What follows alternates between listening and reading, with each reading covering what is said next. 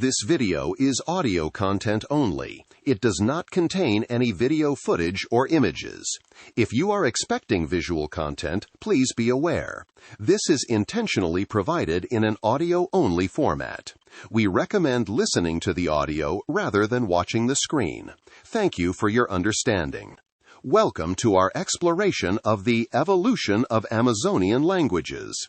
Deep within the heart of South America lies a profound mystery, a landscape housing nearly 30% of the world's language families. Today, we journey from the ancient American paradox to the sprawling expansions of the Arawakan and Tupian peoples. We'll uncover rule-defying linguistic anomalies and the shared logic of the Amazonian mind. Join us as we trace how these resilient voices have navigated geography and history to create the most diverse linguistic mosaic on Earth. Let's begin. Chapter 1: The American Paradox and the Roots of Diversity. The map of Greater Amazonia represents a geographic area far more expansive than the famous river basin itself, stretching from the Atlantic coast across the heart of the continent to the towering peaks of the Andes, with a southern reach extending toward the Paraná River. Within this vast tropical expanse, a profound mystery known as the American Paradox has long fascinated those who study the history of human speech. While the consensus among researchers suggests that the Americas were populated relatively recently, perhaps between 12,000 and 20,000 years ago, the linguistic landscape of South America is characterized by an extraordinary and unexpected level of genealogical diversity. Despite the continent's comparatively shallow human history, it houses nearly 30% of the world's recognized language families. In Greater Amazonia alone, there are approximately 330 extant languages, belonging to a range of between 20 and 50 different families, depending on the classification system used, alongside dozens of language isolates, lineages that appear to have no living relatives anywhere else on Earth. This density of unique linguistic stocks is a global anomaly. To put the scale into perspective, one would have to look at the island of New Guinea to find a similar concentration of distinct genetic groupings.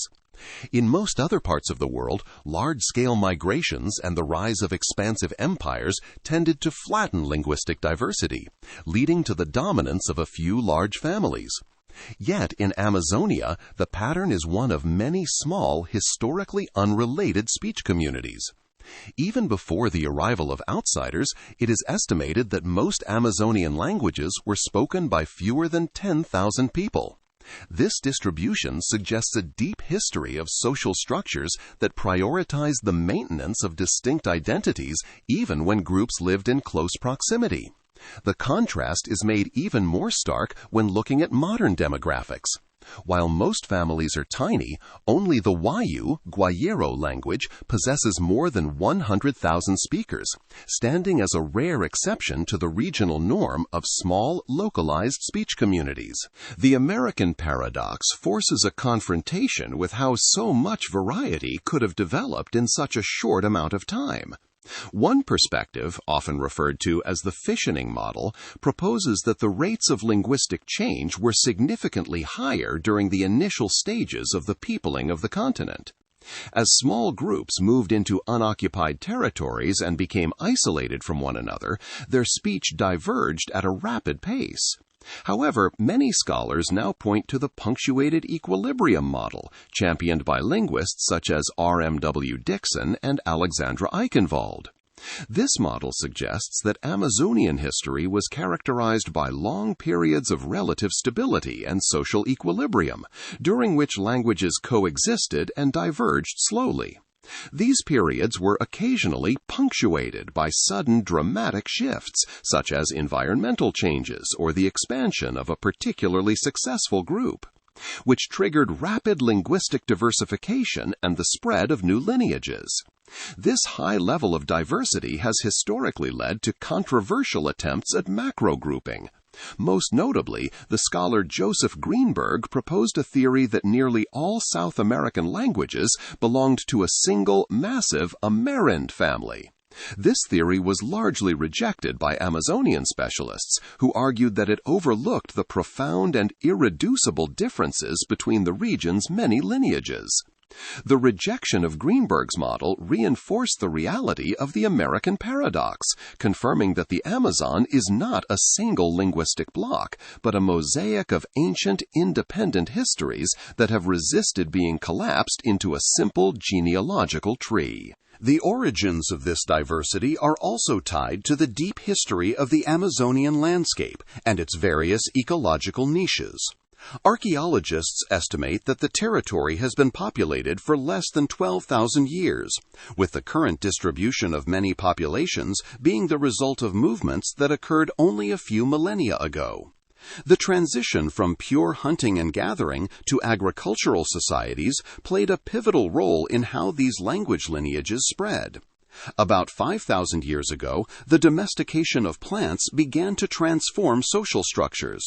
This Neolithic revolution was centered on the cultivation of the bitter yucca root, a crop that required complex processing to remove its natural cyanide, but provided a reliable caloric foundation for larger settlements. This agricultural shift was supplemented by protein sources from the environment, primarily fish from the vast river systems and the hunting of peccaries in the forest.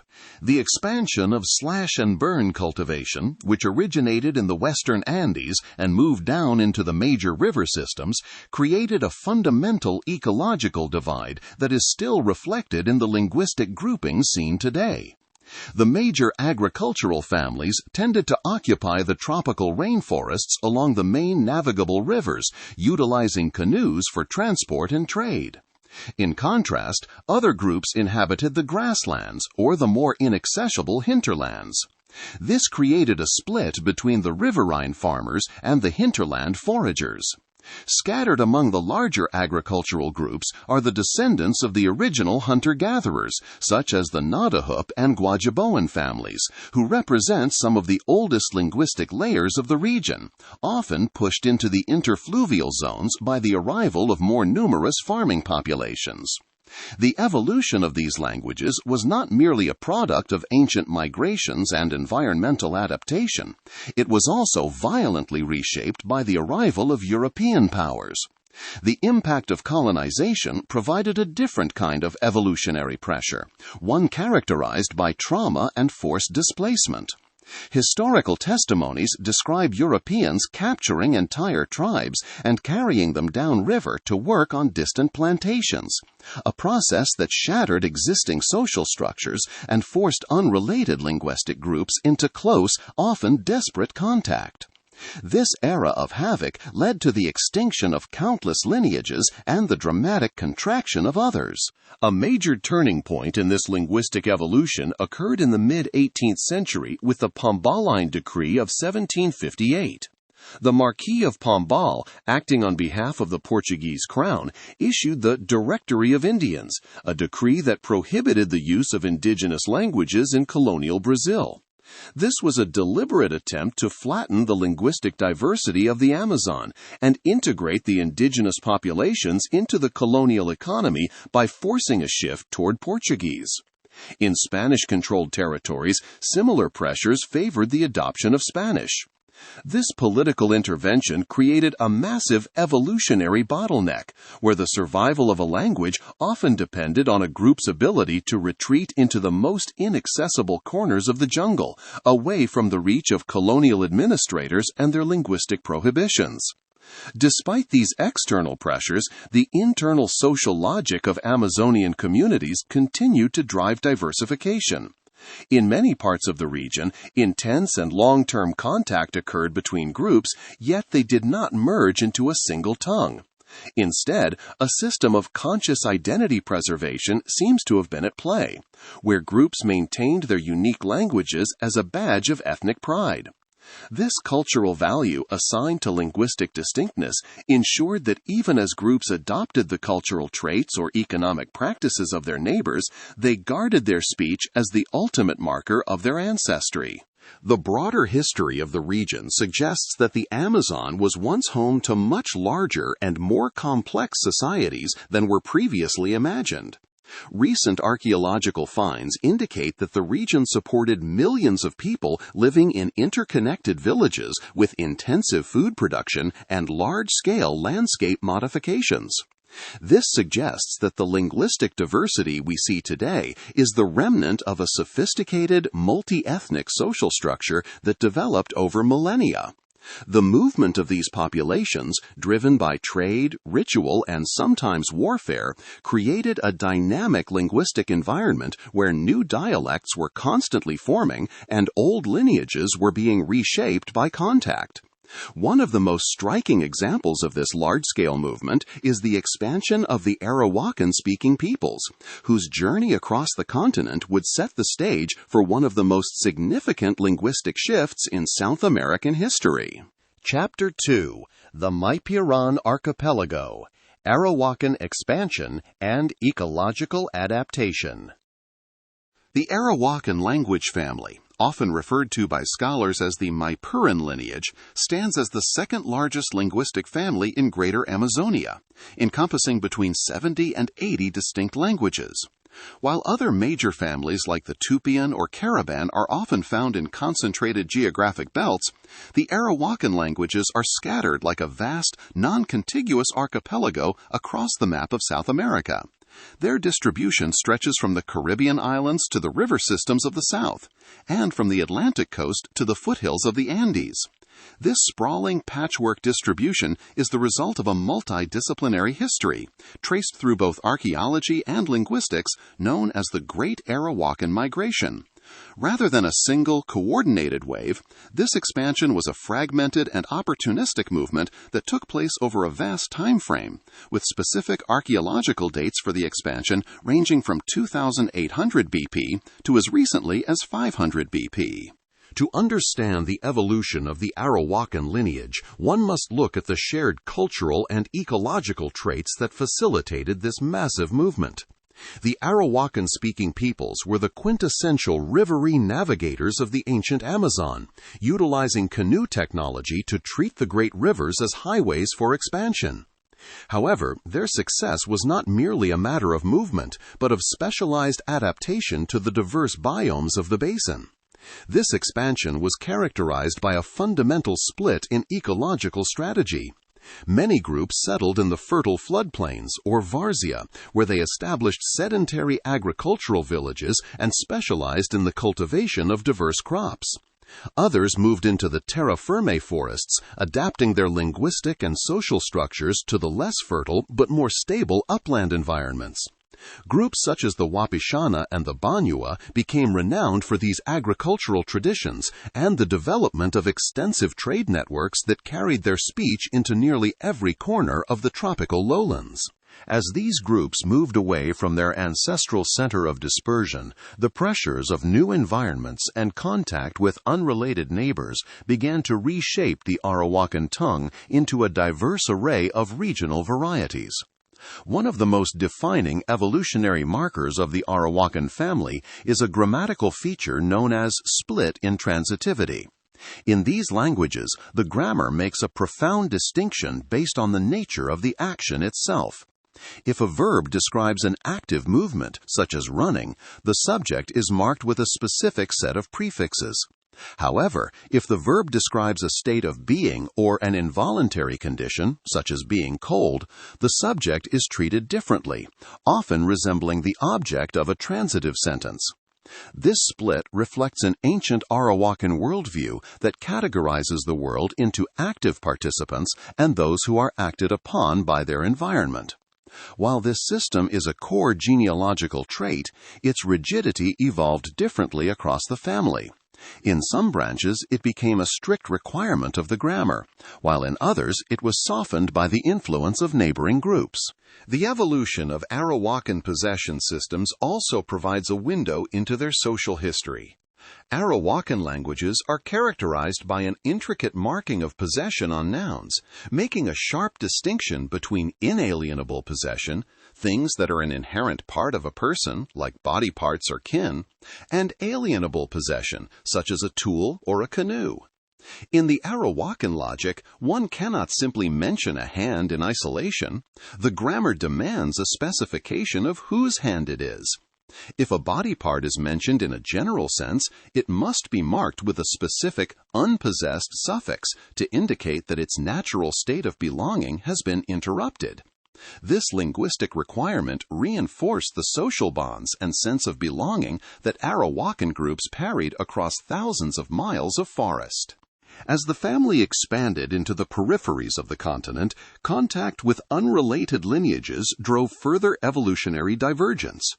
In the far northeast, specifically in the adjacent coastal areas of Brazil and French Guiana, the Polykur language offers a striking example of this divergence.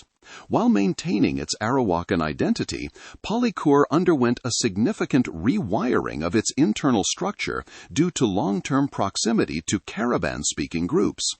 Most notably, Polykur shifted its pronominal system to a minimal augmented structure. This is a rare linguistic pattern where the distinction between a we that includes the listener and a we that excludes the listener is prioritized over simple singular and plural forms.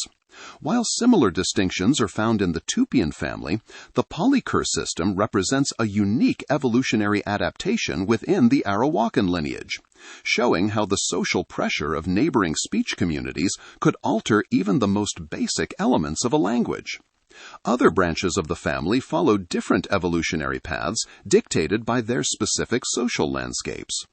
In the Andean foothills, the Amuesha Yanesha language evolved into a unique bridge between the mountains and the jungle, its Arawakan core becoming a living testimony to the porous nature of the Amazonian-Andean border. In the northwest Amazon, the North Arawak branch, which includes languages like the Baniwa of Ikana and Tariana, underwent a process of intense structural convergence with their East Tucanoan neighbors. In this region, the evolution was characterized by the borrowing of complex grammatical categories rather than words, leading to the development of highly specialized systems that mirrored the logic of unrelated neighboring tongues. The evolution of regional dialects was also influenced by the specific biomes the Arawakan groups occupied. Those who remained in the floodplains developed specialized terminologies for the seasonal rising and falling of the river and the migrations of aquatic life. Those who moved into the terra firma forests focused their linguistic evolution on the naming and categorization of the thousands of tree species and land animals. This ecological specialization meant that even when two Arawakan languages remained grammatically similar, their vocabularies could diverge so significantly that they became mutually unintelligible. The names for essential items like manioc or canoe might remain recognizable, but the words for the specificities of their local world would be entirely new. The Arawakan lineage also displays a fascinating variety in how it handles gender and social hierarchy.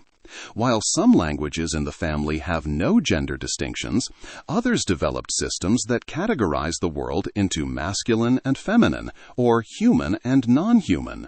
This evolutionary development appears to be linked to the social structure of the groups. Those with more rigid, hierarchical social organizations often developed more pervasive gender marking, using the language to reinforce biological and social categories. Similarly, the evolution of numeral systems was driven by the needs of trade. While many Amazonian languages have limited counting systems, Arawakan groups often developed more expansive tallies through the use of body part markers or the borrowing of terms from neighboring groups as they interacted with the complex societies of the Andes or the expansive trade networks of the Orinoco. Throughout all these regional variations, a core Arawakan identity remains visible in the underlying structure of the speech. Whether it is the split intransitivity of the Western groups or the specialized possession markers of the East, the Arawakan languages all share a fundamental logic that prioritizes the relationship between the speaker, the object, and the environment. The evolution of these languages was not a process of decay, but a dynamic adaptation to the challenges of a continent-sized, non-contiguous expansion. Each regional dialect represents a unique solution to the problem of maintaining a cultural heritage while flourishing in a new and often challenging landscape. The success of the Arawakan expansion was so great that it eventually brought them into contact with the other great linguistic power of the Amazon, the Tupian-speaking peoples. As the Arawakan groups moved along the northern and western rivers, they began to encounter the expanding frontier of the Tupian trunk, a meeting of lineages that would further reshape the linguistic map of the continent. Chapter 3. The Tupian Tribe. From Coastal Roots to Lingua Geral. The Tupian language family represents one of the most expansive and influential linguistic lineages in the history of South America. If the Arawakan expansion was an archipelago of riverine settlements, the Tupian expansion was a powerful, surging tide that eventually covered nearly the entire northern half of the continent. At the heart of this family is the Tupi-Guarani subgroup, a collection of languages so closely related and so widely distributed that 16th-century navigators like Gaspar de Carvajal and Francisco de Orellana were stunned to find they could communicate using similar words from the Atlantic coast all the way to the edges of the Andean foothills. This lineage did not merely spread, it diversified into a complex trunk of 70 to 80 languages, each adapting the ancestral tongue to the specific demands of new landscapes and social interactions within Greater Amazonia. The ancestral root of this expansion is often identified with the coastal groups encountered by the first Europeans. The initial codification of these tongues began in the 16th century with Franciscan priests who were the first to attempt a systematic grammar of the coastal dialects. These early scholars found a language of remarkable grammatical logic, one that prioritized the social relationship between the speaker and the listener above almost all else. The most prominent typological feature of the Tupian lineage is an intricate system of person marking on verbs. In these languages, the verb is not a static description of an action. It is a dynamic map of social hierarchy. When a speaker uses a verb, the grammar requires them to navigate a hierarchy of persons. If a first person acts upon a second person, the verb takes a specific prefix that is entirely different from the prefix used when a third person acts upon a second. This relational grammar ensures that the relative status and involvement of every participant are encoded directly into the core of the sentence.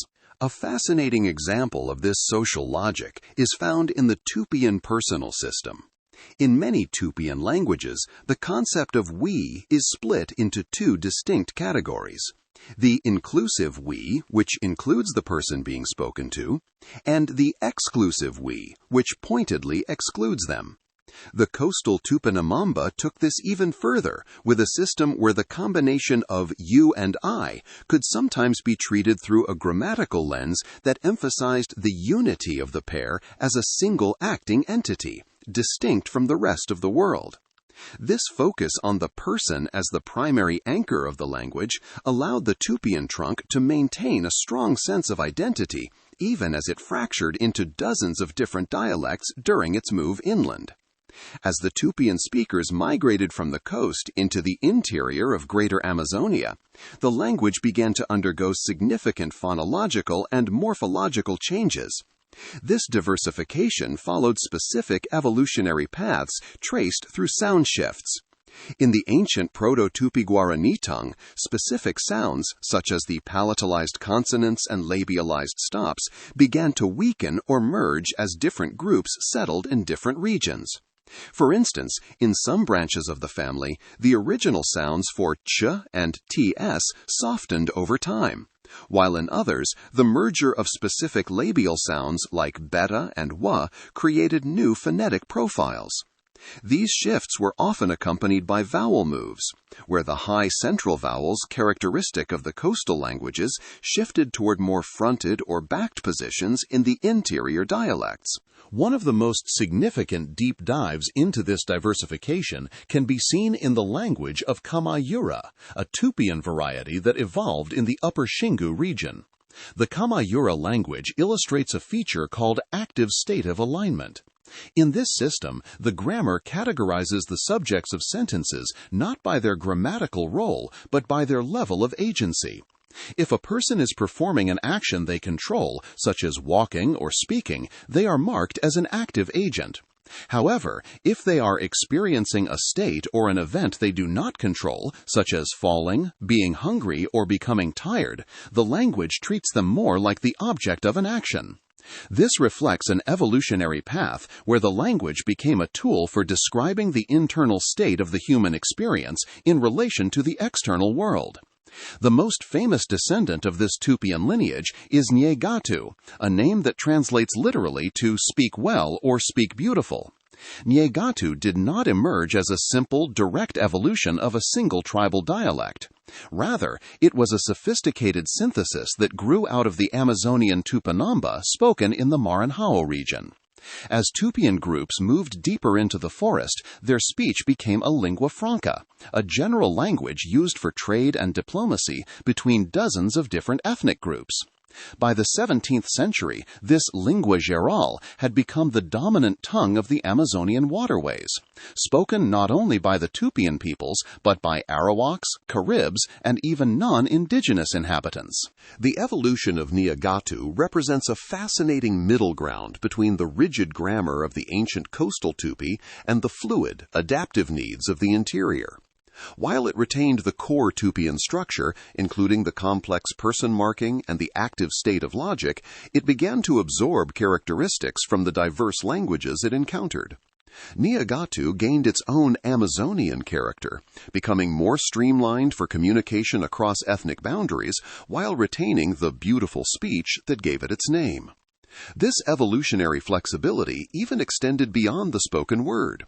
The Urabu Kapor developed a sophisticated sign language, a unique adaptation within the Tupian trunk that allowed the lineage to flourish in diverse sensory modes. The historical weight of Nyegatu is perhaps best illustrated by its role in political resistance.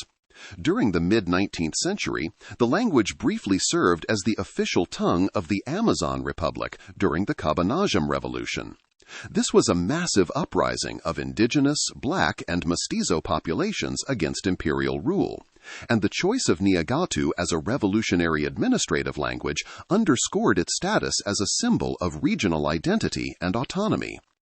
However, this prominence made it a target. As noted in Chapter 1, the Marquis de Pombal 1758 decree targeted indigenous languages to enforce Portuguese dominance. The enforcement of such bans was often brutal. During periods of peak suppression, speaking Nyegatu or other native tongues was treated as a crime of treason, punishable by imprisonment or even execution.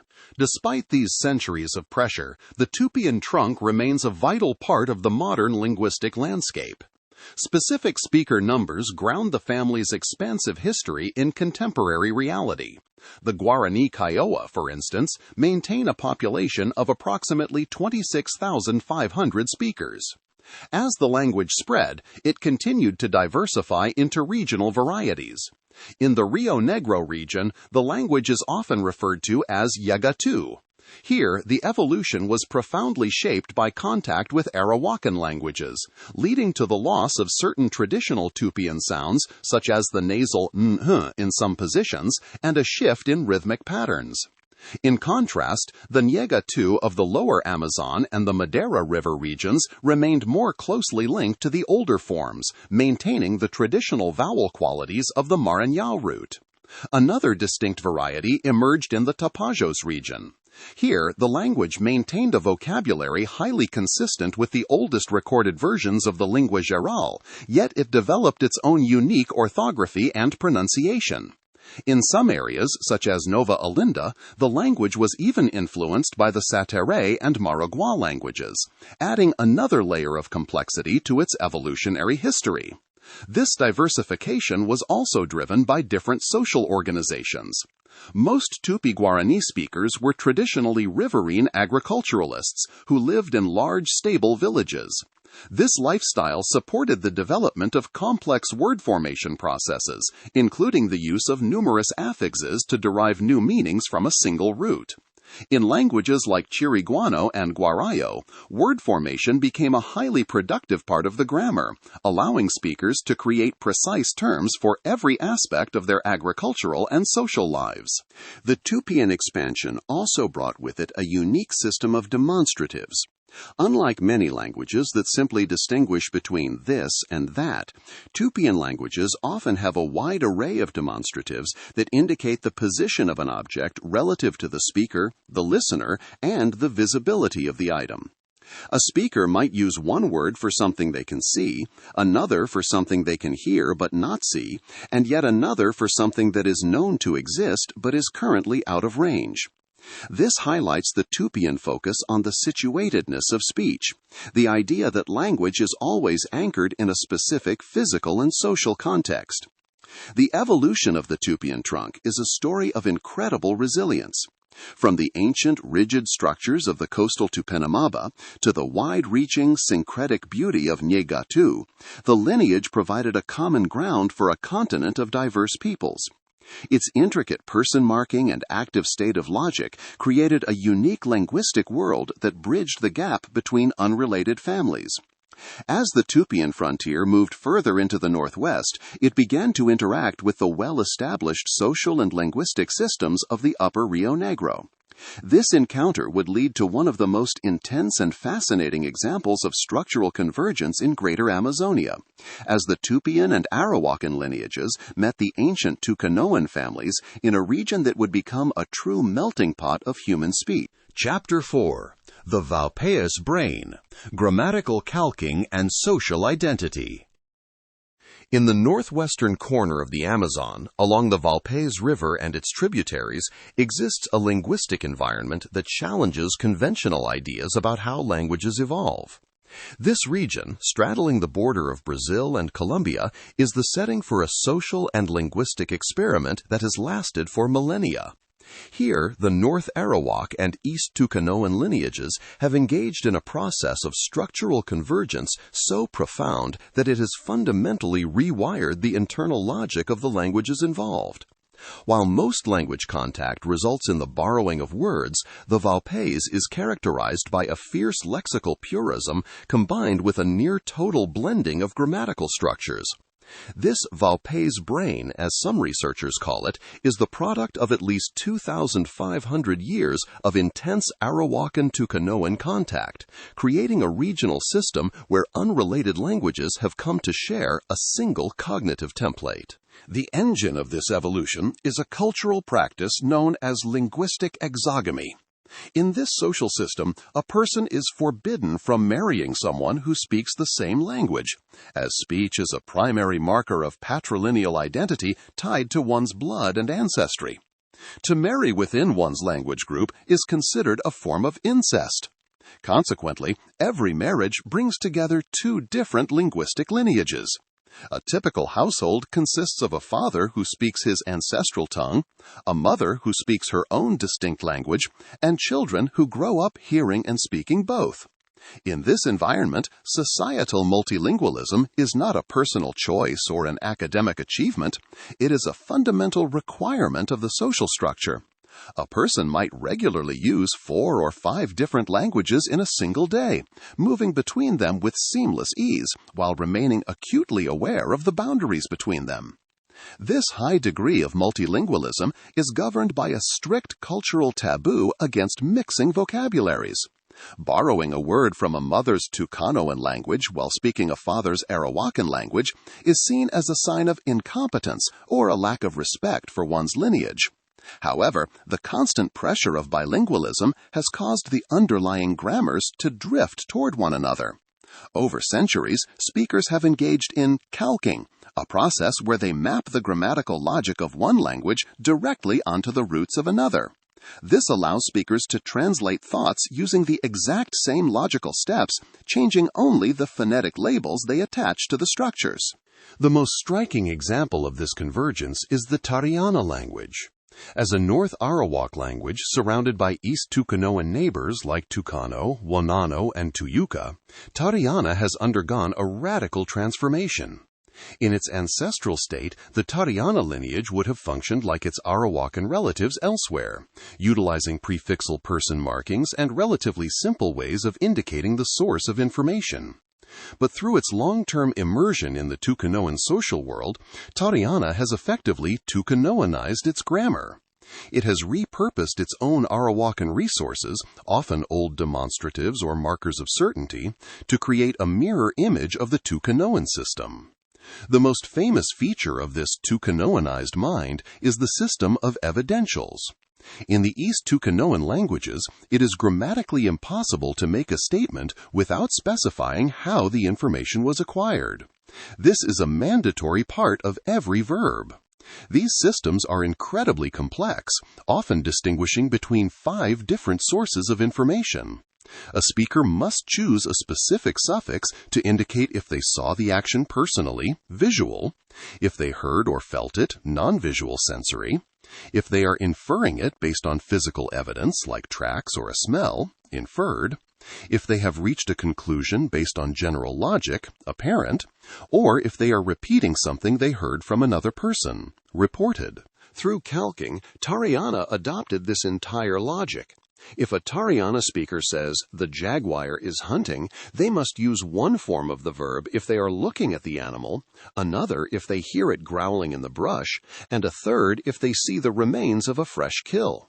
This requirement for precision and the constant monitoring of information sources have become a shared cultural value across the entire Vaupés region, regardless of the language family being used. The convergence also moved in the other direction, with Arawakan features influencing Tucanoan languages. One characteristic trait of the Arawakan lineage is the use of extensive noun classifiers, markers that categorize objects based on shape, size, or function. While ancestral Tucanoan languages had basic classification, the systems in the Vaupés-based Tucanoan languages expanded to match the Arawakan model. In languages like Tucano and Tuyuca, speakers navigate dozens of classifiers, distinguishing between things that are long and thin, round and hard, or flat and flexible. This shared obsession with the physical categorization of the world reflects a unified way of interacting with the materials of the rainforest. The power of this regional brain is so great that it even reshapes incoming languages that enter its orbit. This is clearly seen in the Rio Negro variety of Nyangatu, known as Yegatu. While Nyangatu originated as a Tupian lingua franca, its Rio Negro dialect was pulled into the Vaupés melting pot and underwent significant phonological changes to align with the local Arawak and Tucanoan sound patterns.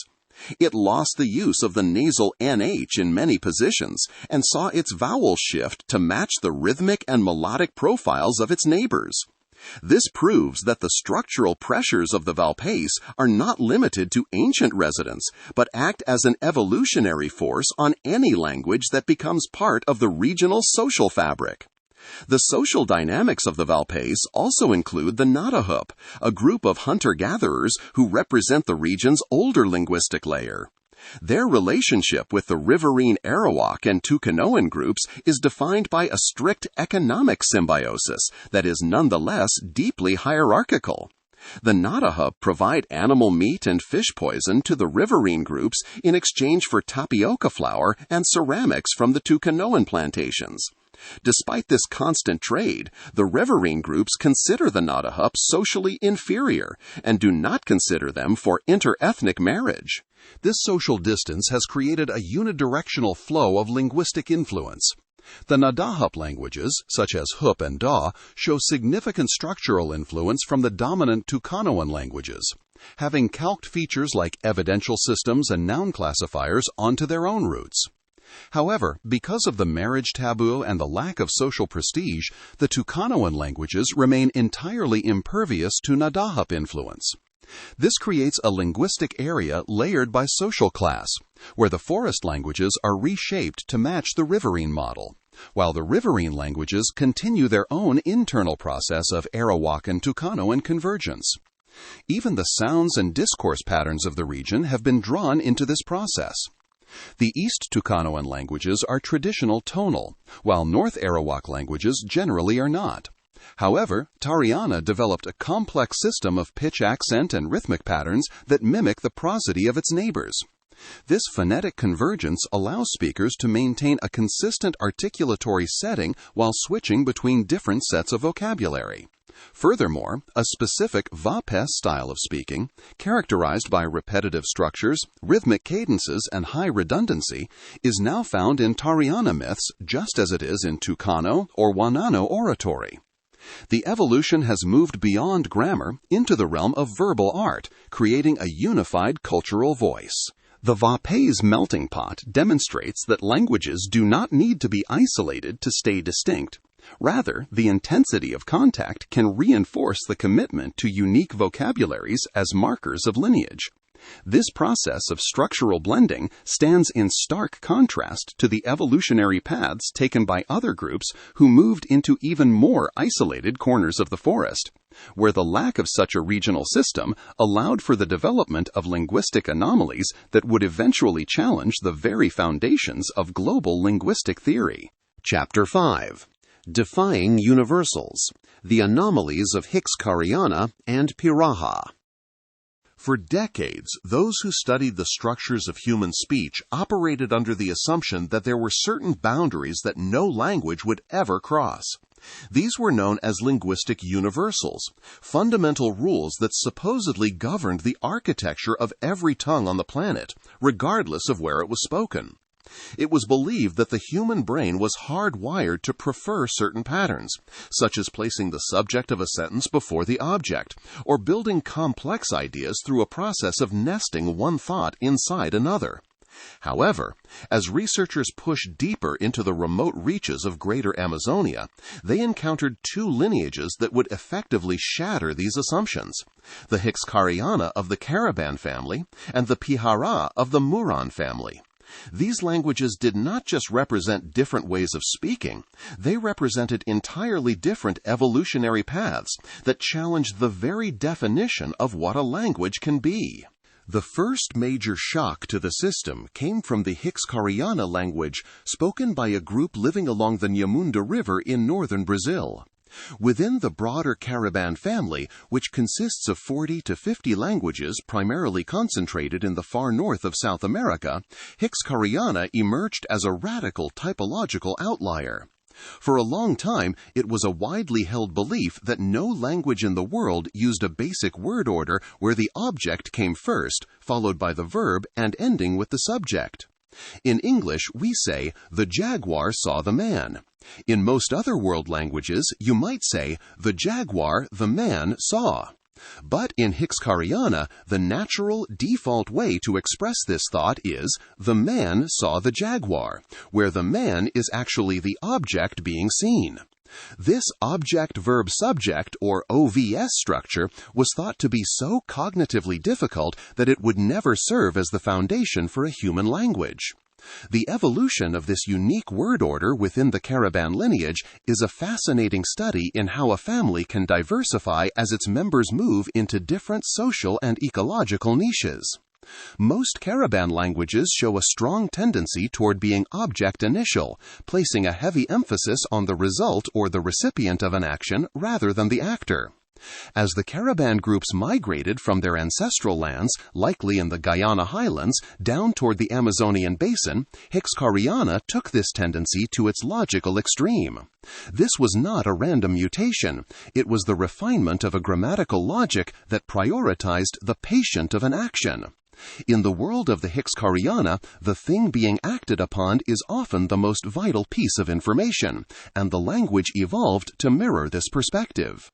Beyond its word order, the Hixkaryana language displays an incredibly rich and complex system of morphology that is characteristic of the Caraban lineage. The language relies heavily on suffixes to encode a vast array of information. A single verb root can be modified by dozens of different endings that indicate the tense, the aspect of the action, whether it is completed, ongoing, or habitual, the mood of the speaker, and the number of participants involved. There are even specific suffixes used on locative postpositions, allowing speakers to describe the physical relationship between objects with a level of precision that requires multiple words or even entire phrases in other languages.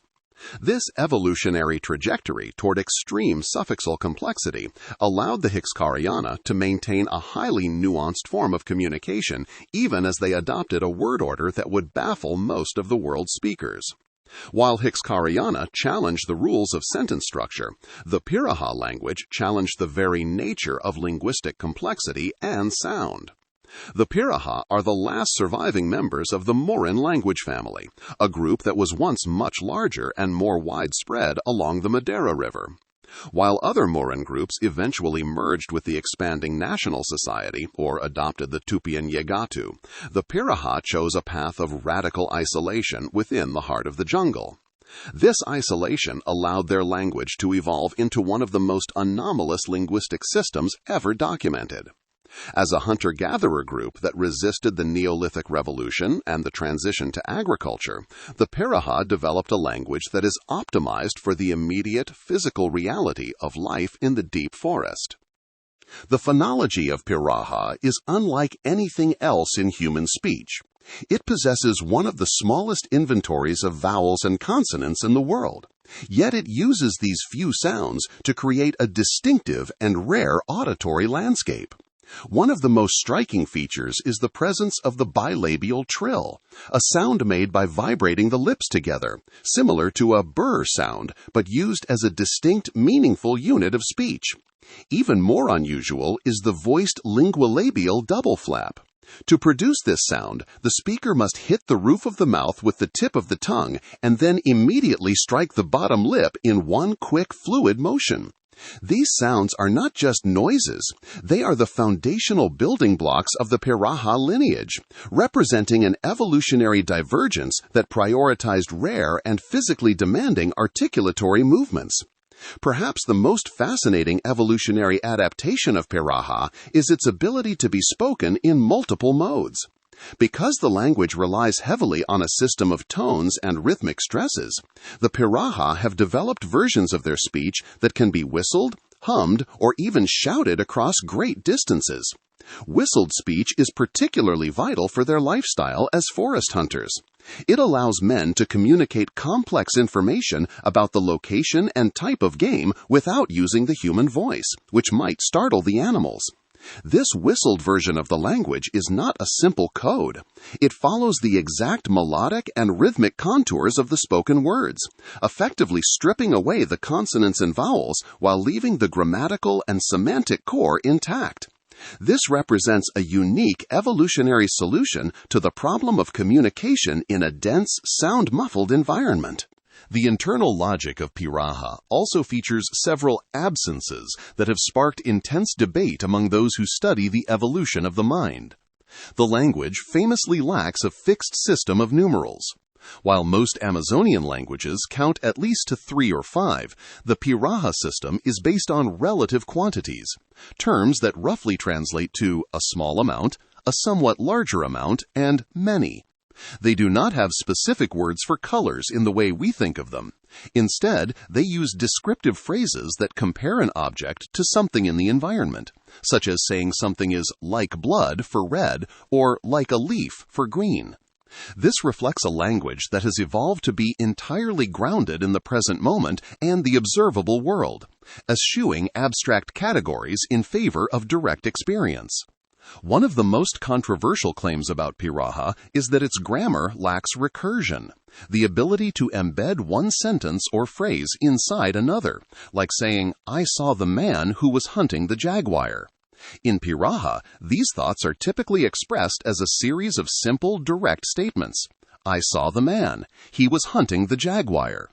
This has led to the theory that the Pirahã lineage evolved under a constraint on formal grammar that prioritizes the communication of immediate witnessed events.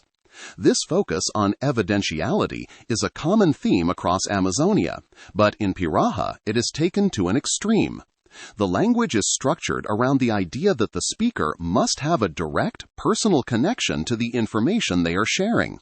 This evolutionary path has created a tongue that is incredibly efficient for life in a small, tight-knit community of hunter-gatherers where everyone shares the same physical reality. The contrast between the Hixkaryana and the Pirahã highlights the different ways that isolation and lifestyle can drive linguistic diversification. The Hixkaryana, as part of the agricultural caravan expansion, maintained a complex and highly structured grammar that allowed for the management of larger social networks and sedentary life, even while they innovated a unique word order. The Pirahã, as forest-dwelling foragers, moved toward a language of extreme phonological rarity and a simplified, immediate syntax that served the needs of a mobile, highly specialized group of hunters. Both lineages prove that the Amazonian environment does not produce a single type of language. Rather, it provides a variety of pressures that can lead to wildly different evolutionary outcomes. The evolution of these anomalies is also tied to the history of the villages and the social organization of the region. As agricultural groups like the Caribs and Arawaks took control of the major river systems, groups like the Maipuran were often pushed into the interfluvial zones, the areas of high ground between the rivers. In these inaccessible pockets, the usual rules of linguistic interaction were suspended. Without the constant pressure to conform to a regional standard or to facilitate trade with a dozen different neighbors, these languages were free to follow their own internal logic. This is likely how a sound as strange as the lingua-labial double flap or a structure as rare as OVS word order could not only emerge but become the stable, defining feature of an entire lineage. The Hixkaryana and Pirahã also serve as a reminder of the deep history of the Amazonian peoples. These languages are not primitive or simple versions of human speech. They are highly specialized tools that have been honed over thousands of years. The bilabial trills of the Pirahã and the object initial structures of the Hixkaryana are the result of countless generations of speakers adapting their communication to the specific demands of their social and physical worlds.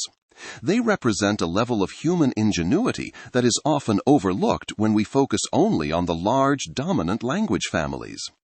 In the small, isolated communities of the Amazon, the human mind has explored the outer limits of what is possible with sound and meaning. The study of these anomalies has forced a reappraisal of the black box of Amazonian linguistics. It is no longer enough to look for the commonalities among the world's languages. We must also account for the outliers. The evolutionary paths of Hixkaryana and Pirahã show that linguistic universals are more like tendencies than absolute laws. When a group is isolated enough, or when their cultural values are distinct enough, they can and will break the rules. This diversification is the true hallmark of Greater Amazonia, a region where the lack of contact in certain areas allowed for the preservation of ancient, unique lineages that provide a window into the earliest stages of human linguistic history. As we move from these individual anomalies toward the broader map of the region, we see that these isolated groups are surrounded by another great mystery of the Amazon, the isolates.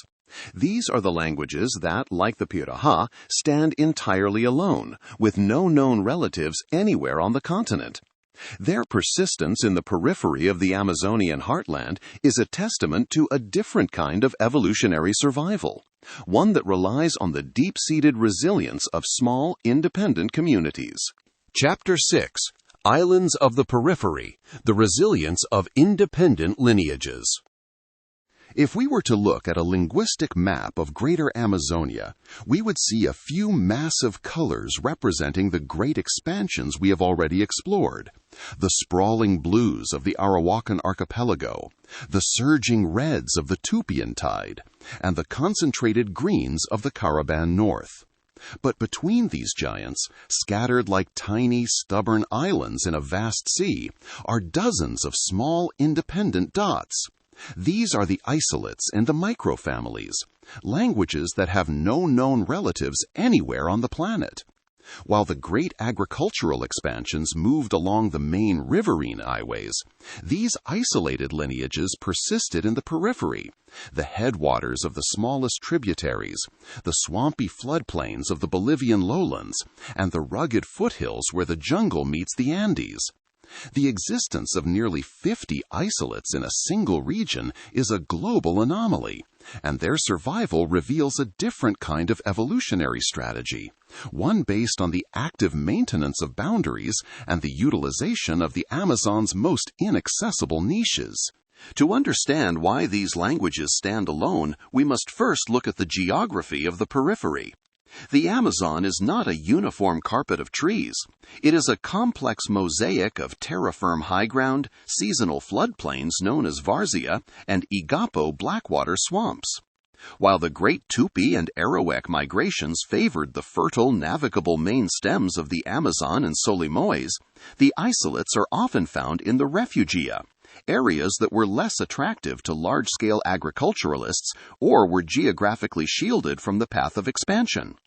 In these enclaves, small groups could maintain their ancestral speech for thousands of years, evolving in total independence from the linguistic trends that were sweeping across the rest of the continent. The Ticuna language offers one of the most compelling deep dives into the evolution of a successful isolate. Spoken in the tri-border region where Brazil, Colombia, and Peru meet, Ticuna is a linguistic giant among isolates. With approximately 34,000 speakers, it has maintained a population density that rivals many members of the larger language families, making it the most widely spoken indigenous language in the Brazilian Amazon. Yet, despite its success and its location near the main river, it remains an isolate, a language with no sisters and no cousins. The evolution of Ticuna is characterized by a feature that is extremely rare among Amazonian isolates, a sophisticated tonal system. While many languages in the region use stress or rhythmic patterns to distinguish words, Ticuna uses pitch. A single syllable can carry different meanings depending on whether it is spoken with a high, low, or falling tone. This tonal complexity suggests a very long and stable evolutionary history in a specific ecological niche. While tonality is rare, Ticuna is not entirely alone in this trait. The Surui language also utilizes tones, suggesting that pitch-based distinctions, while not exclusive to isolates, represent an ancient phonological layer that survived in specific pockets of the basin. While tonality is rare, Ticuna traditionally viewed themselves as the people of the center, emerging from the red earth of the riverbanks. Their language evolved to be a closed system, a fortress of sound that resisted the influence of the surrounding Arawak and Tupi speakers. While they interacted and traded, the internal logic of Ticuna speech remained impervious, preserving a tonal architecture that likely dates back to the very first human arrivals in the region. Moving south into the wetlands of the Bolivian Amazon, we encounter another cluster of mystery lineages, such as Movima, Yuracare, and Cayubaba. This region, the Llanos de Moxos, is a landscape of vast savannas that flood for half the year, turning the territory into a series of isolated forest islands. This unique biogeography acted as a natural laboratory for linguistic diversification. The Movima language, which evolved in this seasonally shifting environment, developed a grammatical structure that is entirely unlike its neighbors. Movima is famous for its inverse marking system, where the relationship between the actor and the recipient of an action is determined by a hierarchy of animacy and social salience. If a human acts upon an animal, the grammar uses a standard direct form. But if an animal acts upon a human, the language requires an inverse marker to show that the natural order of the world has been flipped. This focus on the hierarchy of the living world is a hallmark of the Movima lineage, reflecting an evolutionary path that prioritized the categorization of life in a landscape where humans and animals were often crowded together on the same small patches of dry land during the flood season. The persistence of Movima as an isolate in the Bolivian periphery shows how a specific ecological pressure, the seasonal pulse of the water, can freeze a language in place, protecting it from the leveling effects of outside migrations. In the Upper Xingu, a region defined by the cultural homogeneity established in Chapter 3, the Trumai stand as a linguistic outlier. While they share the circular village layouts and manioc-based diets of their neighbors, the Trumai have remained a linguistic isolate for centuries. Their evolution within the Xingu melting pot is a story of pragmatic multilingualism. The Trumai have fully adopted the cultural software of their neighbors, yet they have maintained their language as a hardware of identity. In Trumai speech, we see a unique way of handling grammatical relations that sets it apart from the surrounding Tupi and Arawak blocks. It uses an ergative system, where the subject of an intransitive sentence is treated the same as the object of a transitive sentence, a pattern that is rare in the Xingu. This linguistic divergence serves a vital social function. It allows the Trumai to be Xinguano in their actions while remaining Trumai in their souls. Their persistence proves that an isolate does not need to be physically isolated to survive. It only needs to be socially distinct. This maintenance of nonverbal hardware identity finds a parallel in the Urubu-Kapur Sign Language. Just as the Trumai use a unique grammar to anchor their identity in a sea of cultural similarity, the Urubu-Kapur developed a sophisticated manual language that serves as a unique adaptation, ensuring that their specific lineage remains distinct even when verbal communication might otherwise lead to assimilation. Further north, in the foothills of the Peruvian Amazon, the Muniche and Condoshi languages represent the Andean-Amazonian crossroads isolates. These languages evolved in the rugged transition zone where the mountains break down into the jungle. This terrain is characterized by fast-moving rivers and deep isolated valleys, the perfect environment for the preservation of ancient lineages. The Muniche language, now nearly silent but once a vibrant tongue of the Walaga River basin, developed a unique set of phonological rules that involved complex clusters of consonants and a distinct way of marking the self versus the other in discourse. The Kandoshi, who live nearby, evolved a language with a warrior's logic. Their speech is noted for its sharp distinctions in verbal categories, emphasizing the physical direction and the intended impact of an action. The Kandoshi lineage persisted through a strategy of active resistance. They occupied the headwaters of the rivers, a position that allowed them to control access to their territory and avoid the riverine highways used by the expanding Arawak and Tupi groups. By holding the high ground and the difficult-to-navigate upper reaches of the tributaries, these isolates maintained an evolutionary independence that was physically enforced by the landscape. This resilience is a key piece of the American paradox explored in Chapter 1, where the bedrock of original arrivals maintained their ground against later waves of expansion. The isolates we see today are the survivors of this original, highly diverse layer of human speech. While the Arawak, Tupi, and Carib expansions were later waves that washed over the continent, the isolates represent the groups that arrived first, staked out the most defensible or remote territories, and refused to be moved. This evolutionary resilience is supported by a social value that many peripheral groups place on unintelligibility. In the Amazonian world, speaking a language that no one else understands is a form of protection. It allows a community to conduct its rituals, its diplomacy, and its internal life in total secrecy from its neighbors. By keeping their language isolated, they kept their culture private. The diversification of these lineages was also influenced by their specific modes of production and ecological niches. While Chapter 4 explored the social dynamics of the Nadahup, their status as a microfamily, rather than a true isolate, highlights a different strategy of peripheral survival. The Nadahup filled a specific ecological niche through a system of economic symbiosis, trading animal meat and fish poison for the tapioca flour and ceramics produced by riverine groups. This specialized knowledge is often encoded in the very structure of their languages. For example, some peripheral lineages have developed positional verbs that describe the exact orientation of an object with a level of detail that agricultural languages often lack. A speaker might use a specific verb for an object leaning against a tree, which is grammatically distinct from a verb describing an object dangling from a vine. This ecological specialization made the languages so well adapted to their specific corners of the forest that there was little incentive to trade them for a more general tongue. The persistence of the isolates also challenges the idea that bigger is always better in the evolution of speech.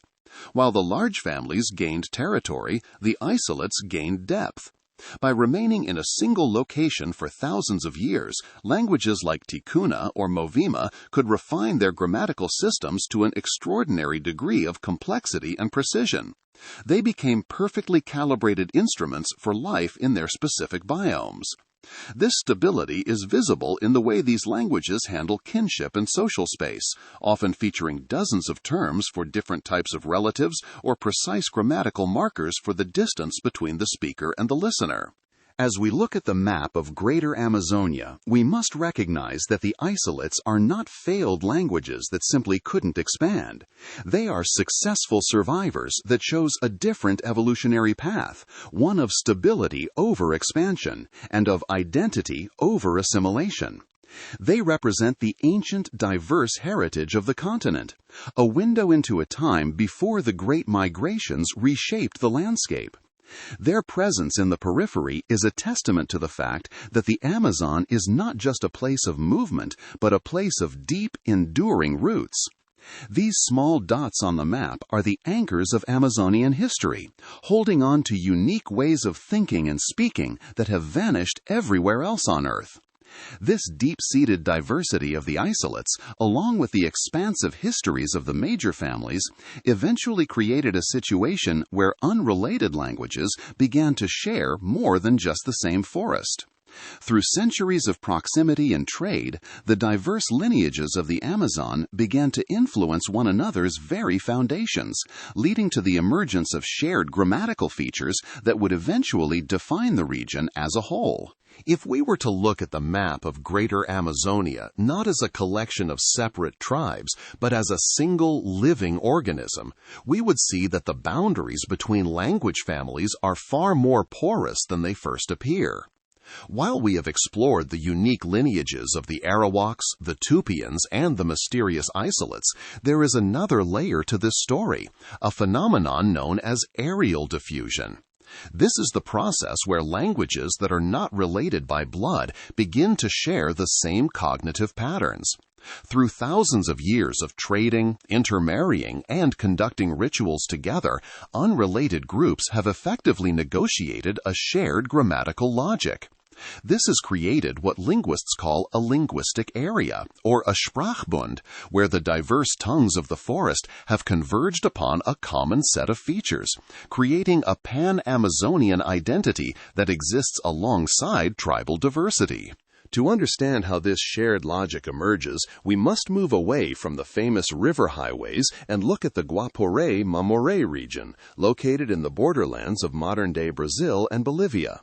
This area is one of the most striking examples of a localized diffusion zone in Greater Amazonia. Here, groups from the Chapacuran, Nambiquaran, and Tupian families, along with several isolates like Itonama and Movima, have lived in a state of intense, long-term interaction.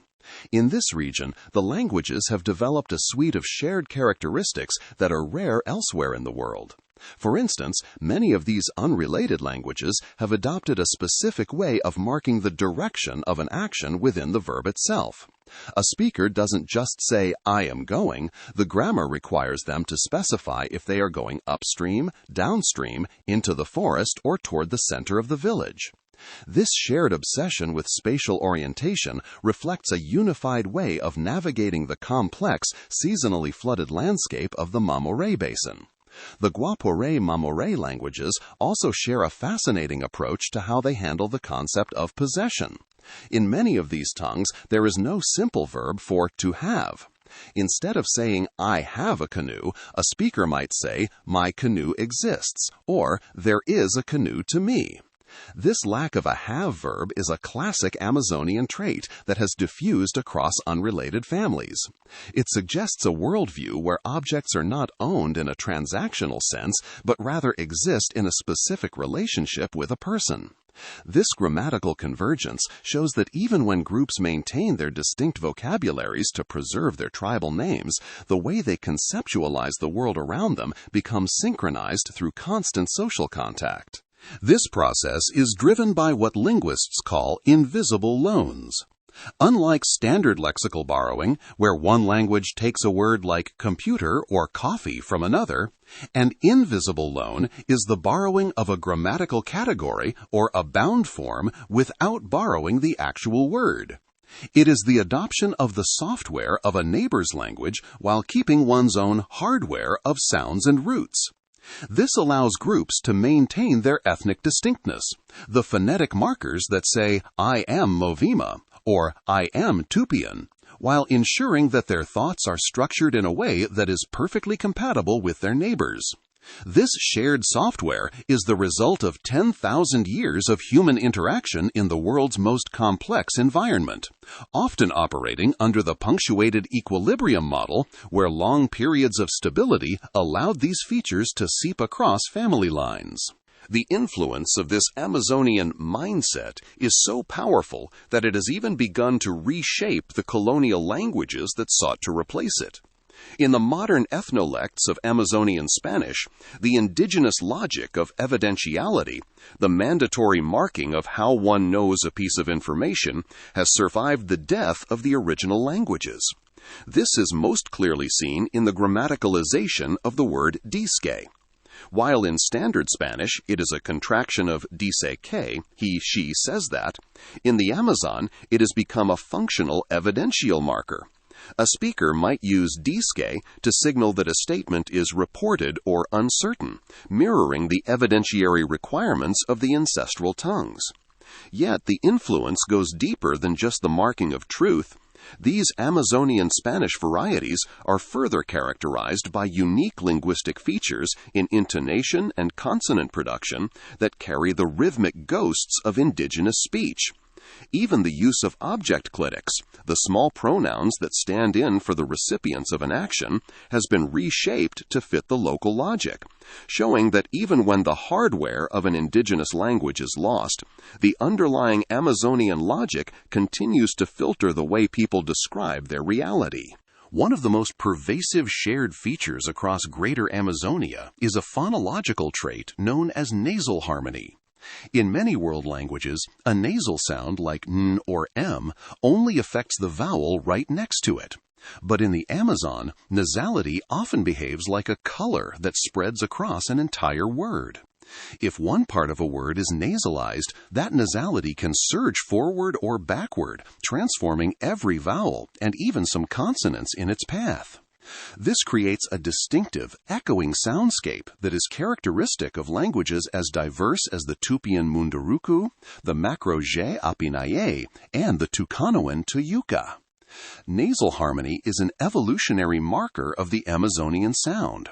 It is a feature that has seeped across family lines, likely driven by the high value placed on the rhythmic and melodic quality of speech in ritual and oratory. This aerial response to the environment also extends to the physical modes of communication. In the dense, sound-muffled canopy of the rainforest, the human voice is not always the most effective tool. This has led to the emergence of whistled and sign languages as shared adaptations. While the whistled speech of the Pirahã and the sign language of the Urubu Kapor are often studied as tribal curiosities, they are better understood as regional solutions to the challenges of hunting and forest life. These modes of speech allow for complex communication across distances or in silence, representing a shared aerial response to the environment that transcends genealogical boundaries. However, the degree of linguistic convergence varies across the region, leading to debates about what truly constitutes a linguistic area. The Upper Xingu, for example, is a clear cultural area where different groups share rituals, architecture, and diets. Yet linguists often view it as a questionable linguistic area.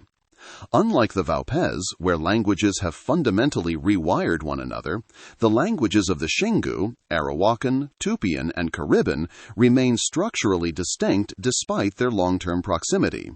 This suggests that the Xingu system has a shallower time depth, or that the groups there have used their languages as a deliberate firewall to maintain tribal identity in the face of extreme cultural pressure. It serves as a reminder that aerial diffusion is not an inevitable result of contact, but a social choice. The emergence of shared features is also visible in the way Amazonian languages handle the self and the categorization of the world. Throughout the region, we see the diffusion of the inclusive/exclusive we distinction and the use of complex noun classifiers. While these features had specific origins in the Tupian and Arawakan lineages, they became regional standards. By adopting these distinctions, groups that were originally outsiders could align their speech with the social expectations of the larger regional systems, facilitating diplomacy and inter-ethnic alliances. This created a continent-wide typological profile that is highly sensitive to the agency of the participants and the immediate context of the action. A fascinating aspect of this shared logic can be seen in the way different groups describe the act of knowing. In many Amazonian languages, the word for to know is the same as the word for to hear or to see. Knowledge is not an abstract concept, it is a sensory experience. This sensory epistemology is a shared pan-Amazonian trait that has influenced the evolution of verbs across the basin. It reflects a unified philosophy of life where the human mind is seen as a receiver of the forest's signals. When an Arawak speaker and a Panoan speaker both use the same sensory root to describe understanding, they are participating in a shared intellectual heritage forged in the deep history of their interaction. This convergence also extends to the realm of verbal art. Across Greater Amazonia, there is a shared aesthetic for formal speech. This includes the use of parallelism, where a speaker repeats the same idea using slightly different words or grammatical structures, creating a rhythmic chanting effect. This style is found in the myths of the gay-speaking groups of the grasslands, just as it is found in the shamanic chants of the riverine Tucanoans. The evolution of this formal style was driven by the prestige of certain ritual forms. As powerful shamanic traditions moved across the forest, the linguistic structures associated with them moved as well, being calqued and adapted into entirely different language families. This created a shared liturgical layer of speech that allowed different groups to participate in the same spiritual world. The evolution of these pan-Amazonian features proves that the history of a language is not just the history of its ancestors, but the history of its neighbors. The Amazonian languages have evolved in a state of constant conversation with one another. This conversation has been so long and so intimate that it has blurred the lines between families, creating a regional system where the forest itself seems to speak with a single, multifaceted voice. The shared grammars of the Amazon are a living map of ancient alliances, trade routes, and shared spiritual visions. They remind us that in the heart of the jungle, no group has ever truly stood alone. Every lineage is a thread in a much larger, continent-sized tapestry of human speech. The diversification of the Amazonian lineages, from the great expansions to the stubborn isolates, has culminated in this elegant system of shared logic. It is a system that allows for the maximum expression of tribal identity through vocabulary, while ensuring the maximum level of social cohesion through grammar. This balance between the us and the we is the true achievement of Amazonian linguistic evolution. As we look at the final map of the region, we see a world where the diversity of the past has been preserved not through isolation, but through a sophisticated and highly integrated system of mutual influence. The shared traits of the Amazon are the ultimate testimony to the resilience and creativity of the human mind when faced with the challenge of building a unified world out of a multitude of voices. How will these ancient patterns of convergence hold up against the accelerating pressures of the 21st century, where the digital world and global languages threaten to overwrite the shared software of the forest? The evolution of Amazonian languages reveals a profound truth. Linguistic diversity is not merely a product of isolation, but a deliberate social choice to maintain identity. From the sprawling Arawakan and Tupian expansions to the radical anomalies of the Pirahã and the structural convergence of the Vaupés, this region stands as a global monument to human ingenuity. These lineages challenge the very notion of linguistic universals, proving that the human mind can adapt to its environment in infinite, unexpected ways. As modern pressures threaten to flatten this ancient mosaic, the survival of these voices remains a vital act of cultural resilience. The Amazonian paradox reminds us that our capacity for expression is as vast as the forest itself. In an increasingly uniform world, what unique ways of seeing reality will vanish if these voices fall silent? Thank you for listening.